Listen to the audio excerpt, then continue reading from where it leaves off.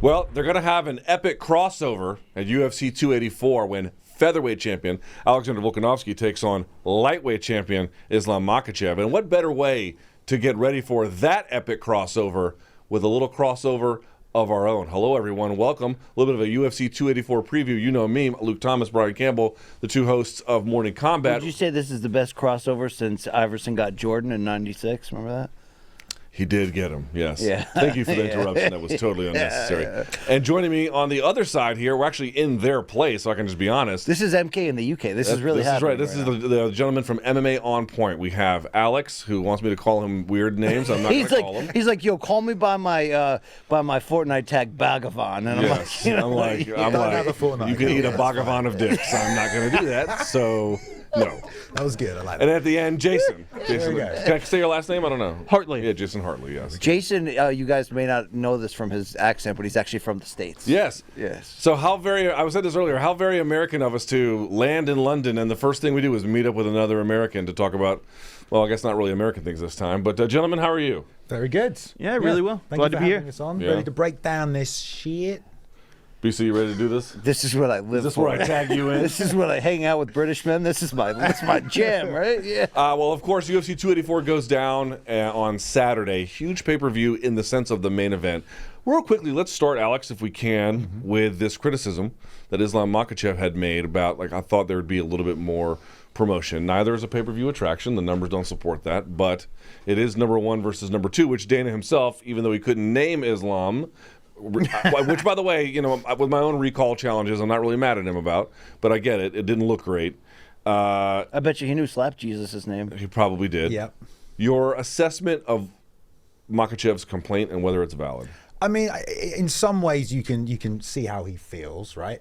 I don't think that they've particularly made an effort with a lot of the previous pay-per-views to do anything other than the ordinary sort of set of promotions.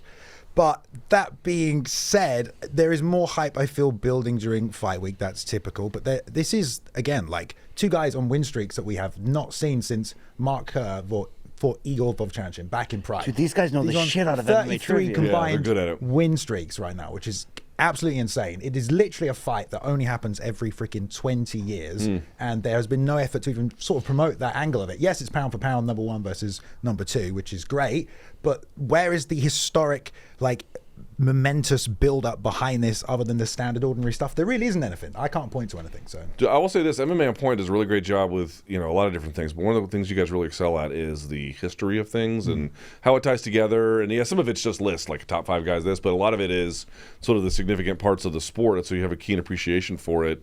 I wonder, this is not a new criticism of UFC. They're good at many things. They're not good, Jason, at their history, right? They're not good at telling it, sharing it. Because their history began when Zuffa purchased it. Yes, but what I mean to say is they're getting better at it, and I think they are trying to get better at it. It's still not a strong suit.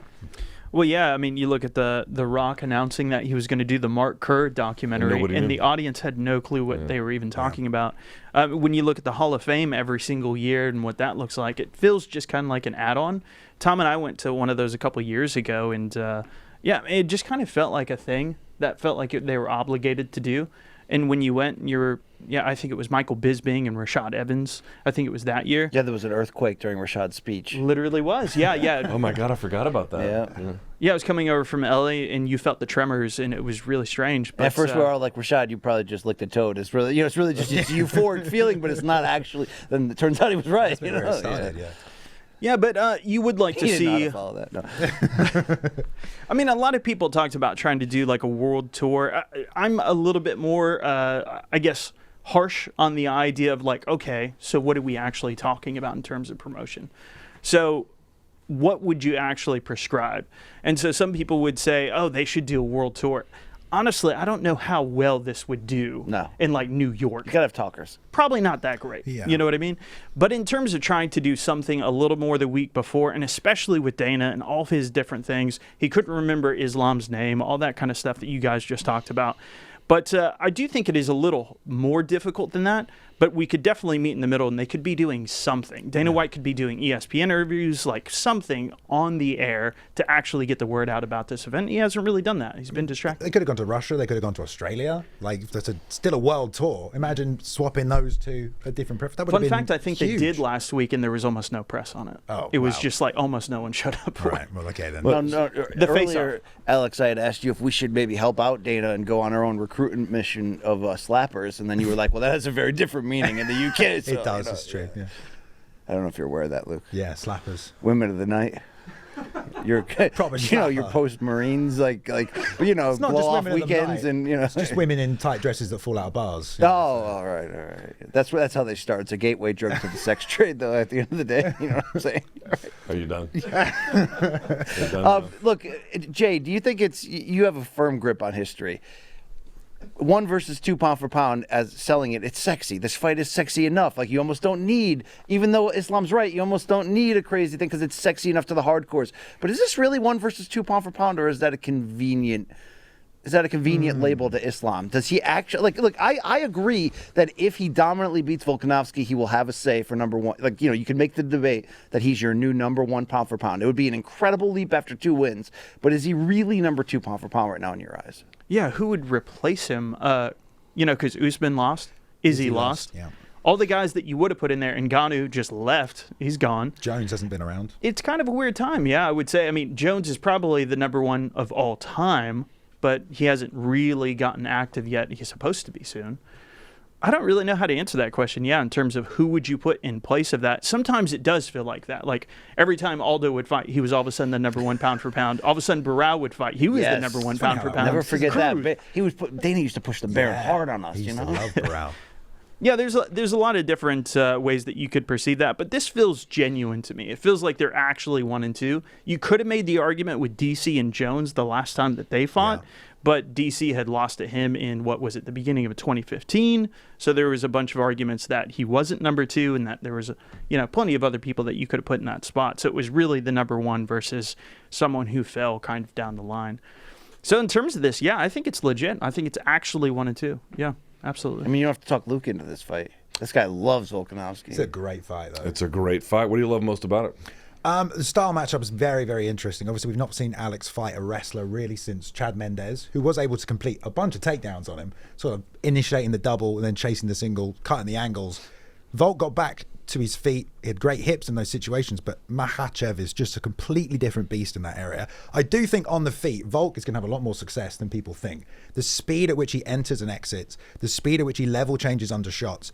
And, Islam's much more of like, I'm just going to bang a 2-piece combination at you. I'm just going to throw hard and move forward or wait for you. And I think Volk is just going to dance around him and be way, way quicker than him on the feet. Ooh. I mean, I think Volk's probably the best striker. You can make an argument, the best striker we've ever seen in terms of his ability to assess threats, counter, draw attacks, set traps. He's on another level. And if Islam can't actually get him down or keep him down consistently, I think Volk's got a pretty good chance of taking this fight. Wow. Well, it's a pretty decent summation, but the one thing that I just don't see a lot of conversation about, I think I would generally share your assessment, certainly as a positive case for Volkanovski.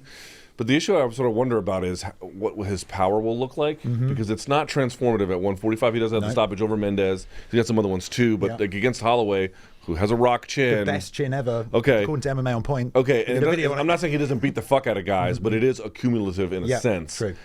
Okay, he's going to go up a weight class. We saw when Cormier went light heavyweight to heavyweight, his power really showed through. Will we get that from Volkanovski? I don't know. And if we don't, that's another problem for him to solve, because then he has to outstrike Islam over the course of the full distance, and that's resisting all that wrestling and creating separation the whole time. That's tough to do if you can't fully discipline them with power. I agree. But he does have knockouts at the higher weight classes he's fought at. He used to play rugby at 215. They do say that. They do say that. Prop position as well. I think the power is an interesting point, because we know Islam hits hard, but when he dropped Oliveira, that was when Oliveira was literally landing after that flying knee, perfectly timed. And he didn't even mean to necessarily time the lead he took. That was just off the 2-3. So I don't know. I feel like Volk's, the accumulation of damage, Islam's not really been hit that much, so we don't even know how he'll react when put in those situations. And there's always been a question about cardio with the pace of their wrestling assault. in those longer fights against like Moises, he was really able to pace himself. But Alex is going to put it on him and keep the pace high and force him to constantly either react to his sort of non-stop offense, his feints, or get the chain wrestling going. So I think the power might at some point cross over with potential fatigue from Islam. But again, it's all kind of speculation. Wow, really. no one ever says, I'm going to go in there and fatigue the guy from Dagestan. But Islam did say that he wanted to do the same thing that he did to Oliveira to Alex, which is to drag him in deep waters. But that is where Volkanovski has always sort of thrived as well. He's tenacious. He never stops attacking. His ground and pound is like ferocious if he ever gets an opportunity to execute. So I don't know, man. I think if Islam has the game plan, he's going to drown Alex. I don't know if I see that happening. It really depends on how the grapplers match up. If I could interject, out of the entire office, I think you're the only one who's picked him. I haven't minus picked the anyone green hat yet. guy. That, Hold on now. Yeah. What about this Habib factor, Jay? Is it much ado about Abdul Manap's kid carrying on in the path of the he was Jedi like his father before him, but now he's not going to be there in Islam's corner when Islam needs him most? Ooh, is that an overrated narrative? Are we not respecting Javier Mendez?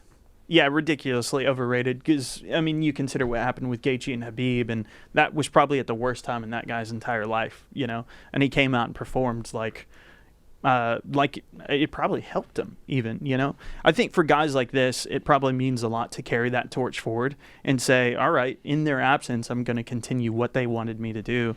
In my opinion, I agree with a lot of what he's saying, and you and I were talking about this a little off camera, Luke. It's just like, why does weight cutting really exist? It happens a little bit in the stand-up striking sports, a little bit. And you guys can talk about this way better than we can as, boxing aficionados.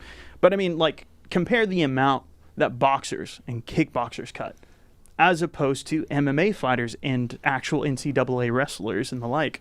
It's a totally different ballgame. Yeah. And I think that's the biggest reason that weight classes exist. I mean, we saw with Izzy, what did he weigh, 195 when he fought Jan? Yeah. He didn't care if he made weight because he thought they were just going to strike the whole time. Yeah. Turns out they did end up hitting the mat, and it probably, bit him in the ass a little more than he wanted. Yeah, that's true. But at the end of the day, this is in the nipple, to be fair. Something bit him there. Look, I observed things. I like the argument and obviously making a strong point, but what about Craig Jones? He's been training with Volk all this camp. Yeah. Is that enough time to turn it around? I mean, Volk, don't forget, he was a wrestler. He started as a wrestler when he was a young guy. I'm pretty sure he won an Australian title somehow. It doesn't mean that much, obviously, but it's not like he hasn't been wrestling all his life. No, but I think what Craig can do some wrestling with him, situational wrestling.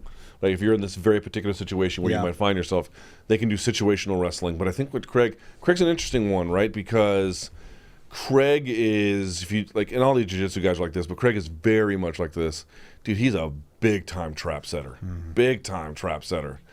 And I wonder if they might be giving Volkanovski some options where if the wrestling fails, what are some options from underneath where he could initiate something just to get a scramble? Yeah. Because you have to like Volkanovski's.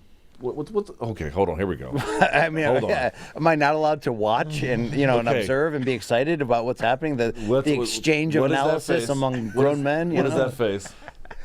Delusion because I slept 2 hours on the plane last night, but happiness because he does this weird smile where it looks like he's trying to hold in a secret that he can't, and a big explosion is coming after that. I just wanted to be clear about that. Yeah. Okay, but the point about what was I fucking talking about? Peter the North wrestling Star. Peter North. Yeah, no. So Craig Jones explosions. I don't know.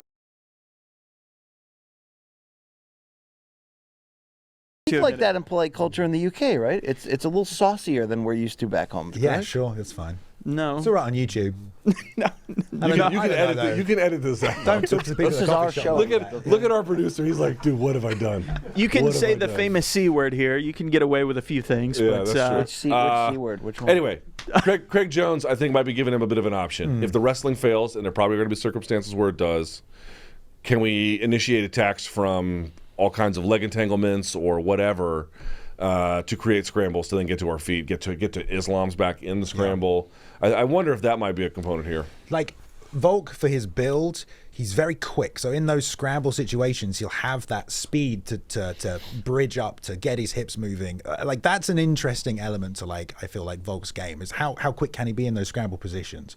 But at the same time, Islam might just hold him down and keep him there, and Alex cannot do anything, and he just gets handcuffed and just dragged back down against the cage. There are a lot of people. You know what I mean? Look, more people are going to pick Makhachev to win for obvious reasons, but I think there are a lot of people in this space that I talk to online, whatever, who believe that Makhachev's going to like kick the shit out of him, like stop him and just dominate him, one-way traffic. I don't believe that, dude. Alex is too smart, too good at footwork. Could he spend some stretch on his back? Yes, but dude, he showed me so much in that Ortega fight, man. How willing, how, and it's not just the toughness; it's the ability to keep his head in chaos. And there's levels to that skill. I mean, you've got to have that to a certain degree to be a championship level fighter. Right back on the offense as well afterwards, right?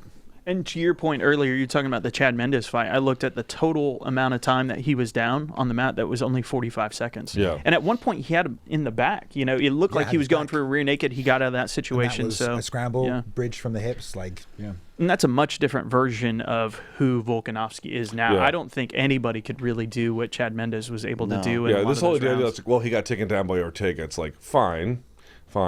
If you think that's the guy that's showing up at 284, you're very mistaken. You know, Alex, it's an interesting spin-off question, but for Ortega moving forward, it really has nothing to do with 284, but the breakup with Tracy Cortez. I mean, they did buy a house together. Do you see good things or bad things for his career now moving forward? I think ultimately, based on his interactions with people like Halle Berry, Ortega's a player. I think he's going to be fine.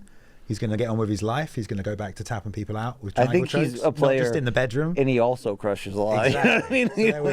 Ortega's in a weird spot, dude. Poor Ortega. Man. Okay. Dude, you give me the vibe sometimes of, like, you know how Michael Bisping used to do a podcast with a comedian and a bunch of fighters would do that? Louis sometimes, J. Gomez, Louis J. Gomez. Sometimes you give me that vibe just like in the middle. It's like, oh, time for a joke. Just pop one in there. Lightens the mood. It's good. I like it. My entire existence with him is Family Guy. He's just been walking around. It's like, remember that time you stepped on rakes and then you had to eat a bucket of scorpions and then you're just down a rabbit hole for no reason? They give us awards only for your analysis. That's the only reason. You know what I'm saying? It's the Brian Campbell grenade. He just rolls the grenade in the room and just waits for it to go off and then just takes over. Similar to you cutting through first class on the plane last night, just filling up your dungarees with assassinating those people next to me. That's great. All right, let's talk about the significance here real quick, then we'll get to the co-main event. Jason, if Volk wins, how big of a star does that make him? It's really hard to say. I mean, we've heard the reports it's going to sell more than Conor and Habib. By the way, in Australia and New Zealand. But that's not fucking true. I mean, it wouldn't be a pay-per-view week if Dana's like, we've checked the social numbers and it's trending our best ever. Like, I will say this. In Australia and New Zealand. Sorry to interrupt you, but very quickly, let me just add on. Islam did get a little bit of juice after that win over Oliveira. 100%. Yeah. His popularity took a turn after that, for sure. Yeah, I mean, I think last I looked at that video, it's like 3.3 million views of the free fight that they put up last week. So, I mean, that's a ton of exposure. Yeah. I mean, I think it does a lot for Volkanovski. It's really hard to say, man, because unfortunately what sometimes happens in this sport is the best guy doesn't always get all the attention. You know, you do see that over time it builds, but, I mean, Anderson Silva took forever before he was able to start selling pay-per-views. GSP did it pretty quick, but he had a whole country behind him. You know, sometimes you just have these attributes that come along with you. But, I'm not 100% convinced, but I think from the hardcore fan community, I think a lot of people want him to win. Like, people want him. Like, I've probably heard that more than anywhere else. It's like a 80% decision in the head for him, but it's probably going to go the other way. It's like that. He's kind almost of thing. too nice of a guy. There's not really anything polarizing about him, which might in some way play against him, right? He never really talks shit unless anyone else steps to him. He always talks about how people can't bully him. I don't know if that is necessary to be a star, but I don't know, if he crashed his car or something, there might be some more media headlines, I will say, normally I try to make a debate because I think there's two different 5-fight stretches in John Jones's initial light heavyweight title reign where I'm like, that might be the best consecutive 5 wins in terms of level of talent, dominance, all that. I'm not going to extend this to is this the best 8-fight stretch, but Volk is in the midst of not only a 12-fight UFC win streak, 22-fight an overall 22-fight win streak, but this last 8 fights, Mendes by stoppage, 3 wins over Holloway, Ortega in a crazy fight where he showed us how tough he is, dominates Korean Zombie. If he goes up a second division, beats a guy who's in the top 2 pound for pound, that's the key question for me on a macro level. He becomes Mount Rushmore conversation. Is he legitimately in the upper room, the top 5 guys? If he goes and beats Islam, and everyone's going to have a different list, But at that point, true or false, Volkanovski would be in the conversation for a Mount Rushmore fighter. Based on his skill for level, me, it's 100%. Yeah. But like based on his popularity amongst the general fans. That's a different question. Yes, That's a different yes, In question. terms but of skill to counter level, that, I really because think he's the best striker we've Mount ever seen. Rushmore level is crazy. I mean, we are talking about John Jones, Anderson Silva, George St. Pierre, maybe Fedor, maybe Demetrius Johnson, like, Habib maybe. We're talking about like Jose Aldo. Like, this is a rarefied club, and some of those guys aren't even making it. Won't people say, hey, Islam was great against Charles, but the only other kind of elite win he has is Dan Hooker. So I'm sorry, dude. You go up a weight class and you beat the guy that fucking just ran over I'm not Charles saying. Oliveira? Yeah, but you're talking about Mount Rushmore. So there is. You know what I mean? Like, does he really get into that group? Okay, if he can beat Islam Makhachev, right? Here's a question for you. If right now Volkanovski can beat Islam Makhachev, who at 155 can he not beat? That's another fair point. And those 8 consecutive wins would be. Dude, you could beat that guy. There's 3 wins over Max Holloway in there, including one where he battered in the him last one bloodied where him. he I keep hating to say it, dude, he dummied Max in the last one. Oh, Yeah. Max yeah. was lost. He was light years ahead, yeah. man. And I think that was a sobering moment for him and his team, because they're smart guys, but that was bad. Yeah. In any case, I don't know if you guys want. We'll do predictions at the end. So let's if we can move to the co-main here. A fight that I even said yesterday on social media. I'm surprised at the lack of not buzz, but just chatter. Yair Rodriguez fights Josh Emmett for the interim featherweight title. Of course, there's implications. If Volk goes up and beats Islam, he says he's going to defend both. I find that to be nonsense. I love Volk, but no, that's not going to happen. He will want to, but the promotion. He will want to, but like an injury is going to happen, and then you can't. It's just not possible. It's too difficult. So he's going to pick one, which makes this one kind of interesting, especially with Max Holloway fighting Arnold Allen pretty soon. But sticking to this fight here, Alex, Yair Rodriguez and Josh Emmett. At its core, what is this fight about? Well, you've got a wrestle boxer against a long-range kickboxer. I think what's quite interesting is that Yair is so unique in that division. Like, there's not many guys that have a kicking-based style at 145, and he struggled with wrestlers previously, but if he can negate that, he has so many tools that a lot of these guys don't have, and he can give so many guys problems. I think Josh Emmett's in for a real long night if he can't at some point initiate some kind of takedown, because he ducks, he stays low, he pitches hooks and overhands over the top, and Yair just runs around you and just kicks the shit out of you, basically. On the feet, I think Josh is going to have a really tough time. He's an alpha male guy. They like to get on the inside, close the distance. So for me, one thing is it could be the final ascension of Yair Rodriguez, which we've been waiting for a long, long time. We never got that Zabit fight, which was the only 2 guys with that similar style. Yeah. So it'll be nice to see if Yair can actually get to the level that was kind of predicted, like Mexican champion, etc. And then Josh Emmett, like not really a journeyman, but a guy who's been campaigning for so long. But man, I don't know. I just love the style matchup, and I think Yair is going to have a lot of fun. I think he's going to have a lot of fun letting those kids fly. There's going to be a lot of blood in that fight. Yeah, because, a lot of blood. We talked to Emmett at length when we had him on Room Service Diaries, and it's just like, dude, he's just like, this is my style, and I'm going out there to walk right in front of you and grind and take it. And it's like he had to pour out so much of himself to beat, in particular, Cater and Burgos and those 2 great close fights. But really, the whole run, it's like he's just peeling off another layer every time. Yeah, man. And Dude, again, he was losing the Michael Johnson fight before he came back. and to win this fight against this guy, he's already telling us, like, yeah, I'm going to go and, like, he's going to, like, whatever. He's going to pour out whatever's left. Have a real tough time catching him, I think, unless he catches him. The one thing I'll say is I think that's probably right, but Josh Emmett packs a punch. Yeah. He doesn't need to hit you many times to cause serious problems. And he just lunges into them, too. He gives everything he's got. Distance well. Yair, I think, is in every way the superior striker and the more... the windows are there, is what you're trying to say. Yeah. And the exits. And the problem is, it's like, while I can envision a scenario where Rodriguez is better for long stretches of the fight, dude, one of those things can steal a round, obviously cause a finish, any number of that create future difficulties, swell up an eye. You name it. He's just got dynamite in his hands, and it has carried him to this point at a bare minimum. To the other point, though, he takes a lot of damage as well, which he just fully accepts. He's like, yes, it's. I go into these knowing they're going to be bloodbaths. This guy's going to slice him up. If you carry that exact same mindset, and you're not looking to shoot a lot or establish that threat, and you're just looking to walk in and throw, dude, he's going to get. So it's future thinking. Both fights have to play out. But if Volkanovski respectfully loses to Makhachev, stays at featherweight, still the champion.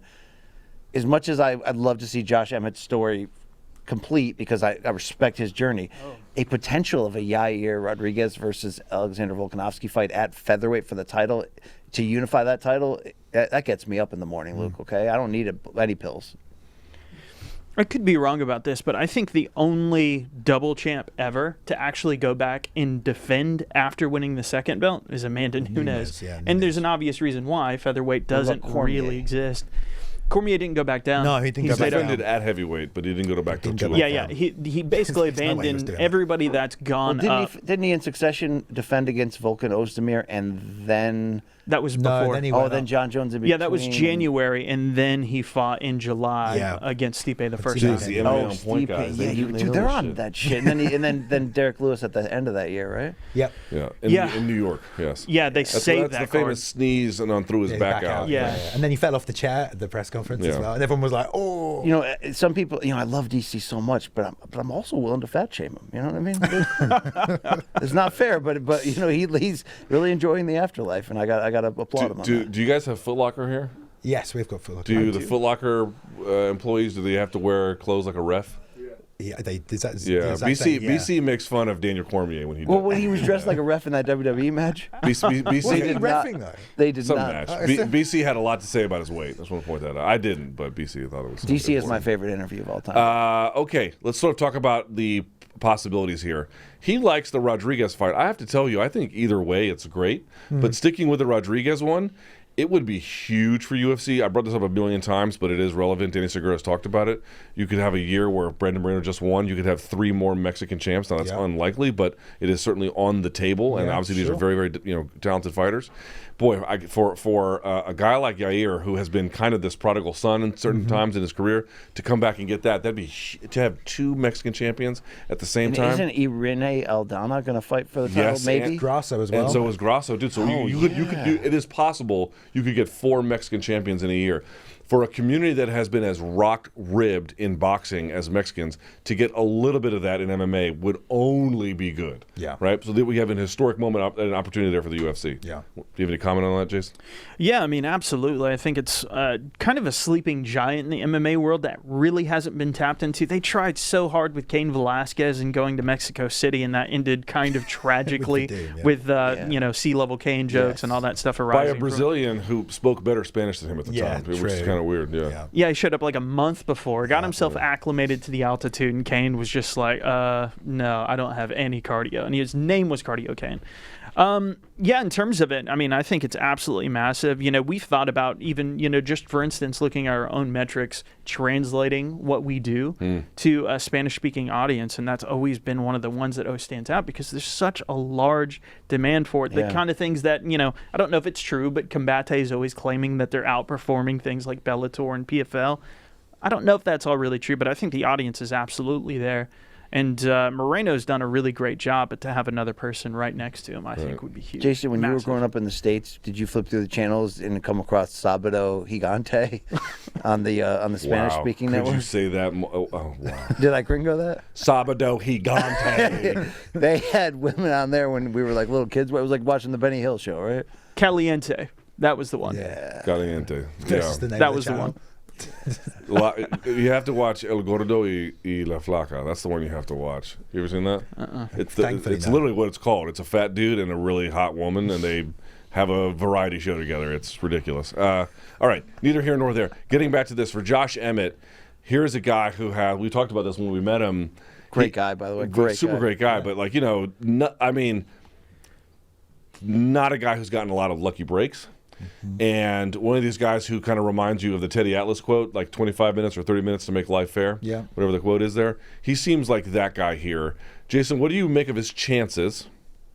And then if he does succeed, he becomes the interim champ, which means he'll get pay-per-view points. And it would be transformative for him. What is the real upside for him, too? What's possible here for him? Oh, man. Well, I mean, you guys were talking about everything earlier with his ability to get knockouts. I would say he probably has the best 2 knockouts in featherweight, period. You know, we have Connors over Aldo. That's a big claim. That's a lot. Dude, Can you back I that would up, say it. Tennessee? I mean, come on. Where are you going with this? Yeah, let me pull out the In tape. terms of like how spectacular they were. Just sleeping One-hit them quitters. dead. Just absolutely sleeping them dead. I Michael gotta tell Johnson, you I gotta mentioned tell one of them. Connor over Jose is probably number one, right? Yeah, but he popped up was pretty still quick. kind You of, know, like yeah. they were like stiff as a board when he knocked him out. Like Michael Johnson was like a tree trunk falling over type kind of knockout. And then you look at that left that he landed on Ricardo Lamas. Like that is probably the best ever at 145. It might not be These the are most good knockouts, consequential. yes. It might not be the most meaningful knockout in the division ever.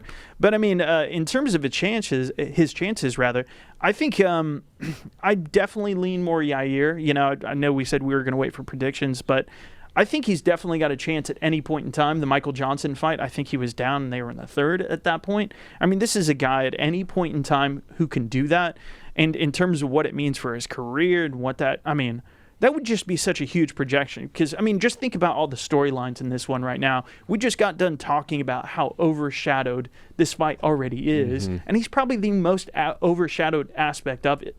Yair's become quite popular, I would argue, over the last couple years. Josh Emmett has had these weird little stints where he's been in and out. Like you guys said, he hasn't had the most luck in life. But if he can take this opportunity, in my opinion, what is the best main event probably they'll make this entire year, John Jones and all that aside, I mean, I would rate it over that because I do believe it's the number 1 and 2 pound for pounds on the planet right now. Okay. So if he can get a win, and if he can steal that stage and he can do something spectacular, I mean, talk about stealing the show on this show. It's a really big deal. Massive. It'd be a huge deal, yeah. He'd have to bleed a lot, though, to get that. I don't like either of them, their chances against Volkanovski, if that's what they're up against. They both got. Yair's got a different quotient, different element in here, though. He's a little bit more dangerous. Yes. But the wrestling would be the game plan for Volk in Right. that situation. I mean, yeah, coming off the Makhachev fight, you would imagine he would be ready to go. Correct, yeah. Dude, something happened in the loss to Max where, like, Yair became absolutely legit, where he used to be like a firecracker, almost a liability at times. Like, you know what I mean? Like, he was so up and down, big promise, didn't follow through, like, just... Dude, something happened. Even though he lost that Max fight, he just put it together that night. Yeah. Like, that's a win in disguise. Again, you know it is. He's got so many tools that nobody's got in that division. You know, he's like his ability to chain his punches, his kicks together. He's gonna leg kick Josh all night. He's gonna throw straights and then bang the body kicks behind it. It's all on Josh to time either Yair on the exits after he's thrown the kicks, or to slip and roll under those straight punches where there aren't kicks behind them, where he's decided to initiate at the boxing range, because that's where all Josh's knockouts come from, when people have exchanged with him, or where he's slipped on the inside and come over the top. And like everyone he has knocked out have all been boxing with him, really. And I just think Yair's number one not going to engage in that, especially not early. And then everything else that comes around it, I don't know. It's a fun fight. It's a great style. I'm glad it's 5 rounds. Yeah, 100%. Right? Yeah. I mean, people are like, the interim title sucks. And I wish you could do it without the interim title, but it does confer some modest but important benefits. One of them being, of course, it's going to be for 5 rounds, which I really like. I wonder if the flying knees will come into play because Josh sits so low. That's my X factor. I'll say this: Yair's going to leave his feet probably more than once, and for a variety of reasons. Who the hell knows, right? Sure. He is always a firecracker that way. It's a good way. It's not an unfair way to describe him. It's just not a complete way. No. Right. That's the only issue. Hey, notice before we started filming that even though the rest of this card pretty much blows, except for Jack Della Maddalena, this guy Alex is really excited about another matchup. Luke. Well, he's not telling the truth. I mean, This I like Jimmy it. Crute I Alonzo like Menafield it. fight. I like it. It's going to be 5 minutes of absolute hell and war, and they're going to just try and knock the bejesus out of each other. That's a fun Why fight, would you yeah. not want to see that? it doesn't do much. I mean, I'm not saying it's a terrible fight or anything like that. It just, Why are you against fun? well, you know, fun's a little. It's a great way to open the card. This is guess. actually a planned intervention. We were faking the whole analysis leading up to this point. Real quickly, Jack Della Maddalena, Randy Brown. You got to love this one. Huge contest for both of them. Randy Brown has been on a quiet but important win streak. Yeah. 4 in a row, right? 4 in a row. Yeah. And some of those he squeaked by, but yes, 4 in a row. And Jack Della Maddalena looks like the future of welterweight 3 first-round KOs in 2022. Yeah. and just has, I mean, Perfect. great boxing. Yeah. Great boxing. Gentlemen, please tell me what you love about this Great one. body too. Well, I mean, like his execution of No, dude, he works out. Like he's They all do. athletic. Whoa. Yeah, but he's Is he your type? athletic. that's not necessary. No That's- way. I think he's We'll got talk like offline. one of the best executions of technique within any division right now. He's so precise with everything he fires. It's such a fun fight. It's almost similar to Yair Josh, but I feel like if you took out Josh Emmett and put Jack Della Maddalena in there with his ability to close the distance and to, like, when you throw jabs, he's moving forward underneath them all the time. I feel like he has the tools to close the distance on Randy. And Randy doesn't threaten a lot from the outside with big, dangerous weapons. It's not like Yair where there's power behind the kicks and the head kicks are coming in there like they're vicious. It's touching, it's front kicks, it's like snapping straights, but it's a lot of jab, pouring. And people who double jab Jack Della Maddalena, he just gets right under it, steps in, bangs you with a straight right. And he always stands opposite stance. So if he's fighting a southpaw, he'll go southpaw. If he fights an orthodox, he'll go orthodox. So it helps him close that distance down the center. And or put he cuts put angles. the rear hand, he's on top of shit. Put the rear hand over their jab. So I think Jack's gonna slowly pressure him back to the cage, and he probably might get it done within a round. I think he doesn't need. I was going to say Randy Brown he is good, but he has shown a propensity at times to be pressured backwards, either for wrestling purposes or striking. Yeah. He can get corralled against a guy like Jack Della Maddalena, who uses corralling so forcefully as a part of his game. And against Jack, if you for 1 second start to shell, he'll just unload on you. Right. He's just like, right, no mercy. By the way, 8-punch combination. Great body puncher. Yeah. Great body puncher, Jack Della Maddalena. Yeah. By the way, I think I've detected, Jason, have you as well? It's still early, but I'm noticing that Jack Della Maddalena has a bit of the hardcore fans' blessing as like our guy. Have you detected that as well? Yeah, 1,000%. So at the beginning of the year, I always do like a prospects list, and I threw him on that. But part of the reason is he was just so inescapable. You know, I just put out a tweet, and there were so many responses for Jack Della, over and over and over and over again. You really get kind of a sense of what the fan base really likes. And yeah, in terms of this fight, I don't know, man. I think Randy Brown has obviously the reach advantage. I think he has obviously the what you would presume the ground advantage, because we've seen him look so good in fights in the past. But I mean, Ramzan Ameev tried to take down Jack Della Maddalena, and he just absolutely couldn't do anything there. He was able to get out of that, and like it was literally like 30 seconds later, our guy Ameev was out. He was done. It was over. And you want to talk about the Dagestan flavor? That's where Ameev is from. You know, he's literally from Mahashkala. So I think he looks really great on the grounds. I think he's going to get right back up. He's going to pop back up just like Volk will, or people hope Volk will. I don't mean necessarily in fights, but he would in most fights. So I think this is really going to be a showcase performance. I love Randy Brown. I think he's fantastic, but I think this is going to be a showcase performance for this guy in his hometown for Jack Della Maddalena. They know their shit, Luke. They do their homework. And they had some reindeer games for us, and you know, I enjoyed it a lot. They knew us. They knew how, you know. That would have been fun, you know, Russian roulette. Hey, Luke, real quick, rate that Alex Forearm edition. What are we doing? Sorry. I'm so confused. Those are tremendous arm tats you got there, Alex. I was just trying to shout you out, all right? So I haven't seen the tie yet. That was nice. Yeah, I mean, I got a bunch of shit. Oh, I know these ones. Yeah. All right, real quickly, let's do predictions. Let's go around. Main event, what do you got? I've got Islam. Bye. Yep. I think it would probably be some sort of decision or strangulation. So we'll just say it's going to be an RNC somewhere in round between, 3. Probably, yeah. Put your money where your mouth is. Well, I guy. picked Islam the other day, but I'm just going to pick Volk because I hate gamer predictions. Call him by his gamer name. Was it doesn't matter. Dungarees make That's shit, it. shit? Yeah, that's exactly right. I don't like predictions, but I'll go Volk. Volk. Yeah. Bye. Decision. Yeah, I also don't like predictions, but they make me do it. Yeah. I keep trying to tell them, it's like, none of us have any fucking You idea break it what is down going as much to as happen. you can. That's what a lot of people said Not before. fucking one of before us Woodley knows. Till. Exactly. But for fun, I haven't made an official pick yet. I've kind of put myself That's on the spot. what I mean, dude. Like, just like I'll probably go Makhachev, but Yeah, by decision, I think. Alex can fight to the finish. Yeah. Same as you? Yeah, Makhachev by decision. Okay. Co-main, Jason. I'll go with Yair, and we'll say it's a stoppage in the second. Ooh. Yeah. Let's say it lands a head kick. Let's go for a fun one. That's not a bad prediction. I'm gonna go Yair. I don't know. I reckon he could finish him. I'll say Yair by TKO, but I think it'll be a bit later. Yeah, by cuts and shit. I'm gonna say TKO 3 or 4 with the accumulation of 4, everything. Okay, yeah. Yeah, a stoppage win in the late 4th because there's so much blood. And then is everyone here a Della Maddalena guy? Yeah, for sure. I think he's gonna get it You done. big Jimmy Crute guy?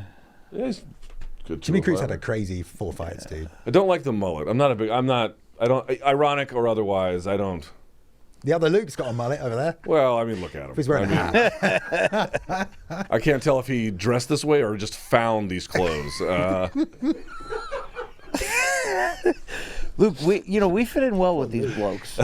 Oh, come on. come back. I thought the British were like all about this banter or whatever y'all call it. On the train right over, Luke's like, "You think they're still sore about the Revolutionary War?" I'm like, "Dude, like you gotta, just like let it go." We didn't even take the train together. Dude, the cab fucking ride I took here. I mean, I can't believe I wasn't obligated to just give him my fucking ATM card. I mean, it was so expensive, but okay. Gentlemen, it has been great to do this with you. I'm so glad we made time for it. I enjoyed it a lot. I'm so glad you guys invited us. MMA On Point is doing really incredible things. If you're an MK fan, you should be an MMA On Point fan as well. And it's... they just do so many. They do breaking news in certain ways. They do documentary Beer styles, pong. lists, beer pong. You guys have live programming as well. You got an impressive studio, multifaceted. I mean, it smells like a young English boy, but I got past that pretty quickly. All right, I don't know what that I smells don't know like. what but that means, dude. That's a little awful. Shout out to Tom and Zach working behind the scenes with Luke there, by the everyone way, here setting they all made this us up. feel great. They brought us in, and so what we'll do is you'll be highly disappointed and wonder why that you ever invited us to begin with. But if you make your way to the States, we'll return the favor. We'll get you guys into our studio, which is the equivalent of being in a what? He's like, cut it. Yeah. I'm teasing. Hey, we can't tease. When did teasing become? They call it bullying. I don't know. That's what happened with it. But that's Jason. That's Alex. I'm Luke. That's Brian Campbell. Thank you guys so much. Enjoy UFC 284. We appreciate you. Oh, and Alex, where can we catch you streaming? Oh, twitch.tv/Balian. And then just youtube.com/MMA On Point. MMA On Point, that's right. Some of the best stuff that is in all of MMA media right now. Jason, fuck off. He's trying to close the show. Sorry. We'll talk offline. All right. We'll chat. Bye, guys. Yeah.